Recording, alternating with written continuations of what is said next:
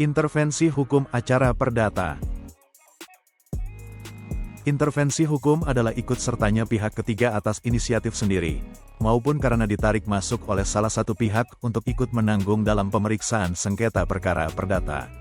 Intervensi hukum ditekankan dalam pasal 279 Reglement OP de Rekat Vordering disingkat dengan RV, yang berbunyi, barang siapa mempunyai kepentingan dalam suatu perkara perdata yang sedang berjalan antara pihak-pihak lain, dapat menuntut untuk menggabungkan diri atau campur tangan.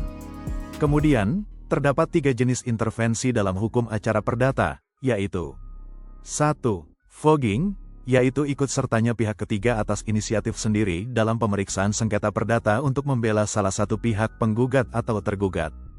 2. Tusenkoms, yaitu ikut sertanya pihak ketiga atas inisiatif sendiri dalam pemeriksaan sengketa perdata, akan tetapi tidak memihak salah satu pihak, baik penggugat atau tergugat, tetapi demi membela kepentingannya sendiri.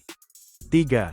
Vrijwaring atau penjaminan, yaitu ikut sertanya pihak ketiga dalam pemeriksaan sengketa perdata karena ditarik oleh salah satu pihak untuk ikut menanggungnya. Contoh kasus. 1. Contoh kasus fogging. Agar pihak ketiga dapat diterima sebagai pihak melalui intervensi secara fogging, maka setidaknya harus memenuhi syarat berikut. 1. Permintaan masuk sebagai pihak berisi tuntutan hak tertentu. 2. Adanya kepentingan hukum langsung dari pihak ketiga yang ingin dilindungi dengan mendukung salah satu pihak berperkara. 3. Kepentingan tersebut harus memiliki keterkaitan dengan pokok perkara yang sedang diperiksa. Contoh keterlibatan pihak ketiga dalam intervensi fogging dapat dilihat dari putusan PN Yogyakarta No. 100 sebagai berikut. Dalam putusan tersebut, diterangkan bahwa pengadilan, setelah memperhatikan permohonan penggugat intervensi dan tanggapan para penggugat dan tergugat terhadap permohonan itu, menerima permohonan dari pemohon gugatan intervensi untuk menggabungkan diri pada perkara tersebut sebagai penggugat intervensi. Dalam kasus tersebut, penggugat intervensi adalah kuasa hukum dari tergugat, sama seperti para penggugat asal. Mereka bersengketa dengan tergugat mengenai pelunasan fee atas jasa para penggugat asal dan penggugat intervensi, sebagai kuasa hukum tergugat dalam suatu perkara.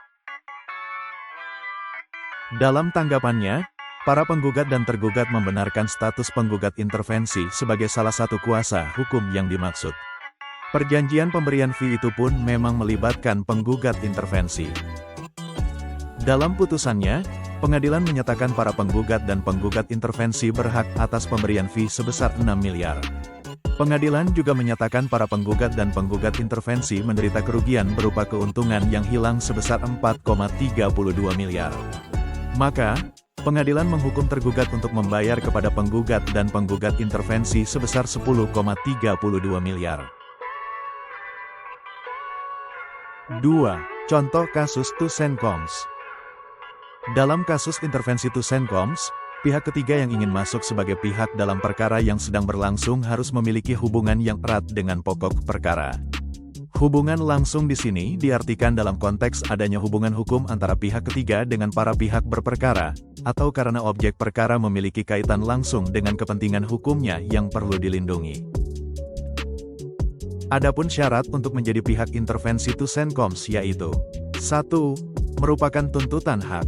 2. Ada kepentingan hukum dalam sengketa yang tengah berlangsung. 3. Kepentingan yang dimaksud berkaitan dengan pokok sengketa yang tengah berlangsung.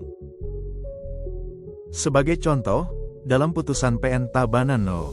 47 yaitu, bahwa pengadilan telah mengabulkan permohonan gugatan intervensi untuk masuk dalam perkara tersebut sebagai pihak intervensi, karena gugatan intervensi berhubungan erat dengan gugatan dalam perkara pokok.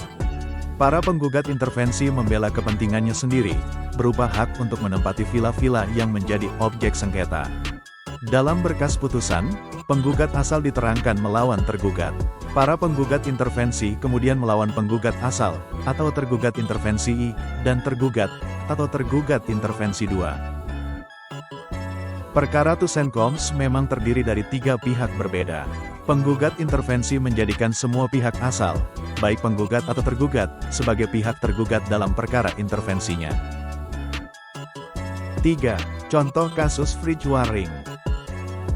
Berkaitan dengan intervensi freejuaring atau penjaminan, bertujuan untuk membebaskan pihak yang menariknya, atau tergugat, dari kemungkinan akibat putusan atas pokok perkara. Dalam jawaban atau dupliknya, tergugat dapat mengajukan permohonan kepada majelis hakim agar pihak ketiga ditarik sebagai pihak dalam pemeriksaan pokok perkara. Adapun karakteristik freejuaring adalah 1. Esensinya merupakan penggabungan tuntutan. 2. Salah satu pihak yang bersengketa, dalam hal ini tergugat, menarik pihak ketiga ke dalam sengketa yang sedang dihadapi. 3.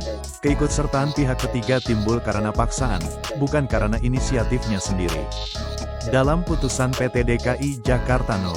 453 sebagai berikut, bahwa majelis hakim telah mengabulkan permohonan freejuaring tergugat dan menetapkan PT Asuransi ASEI Indonesia sebagai tergugat freejuaring. Tergugat menarik tergugat freejuaring dan menyatakan tergugat freejuaring wajib menjamin pembayaran kepada tergugat atas pencairan garansi bank.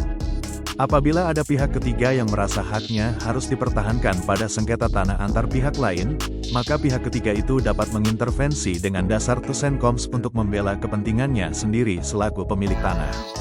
Intervensi juga dapat berlaku dalam kasus pengusaha lalai atau tidak dapat melaksanakan kewajibannya kepada konsumen, karena kelalaian supplier bahan mentah.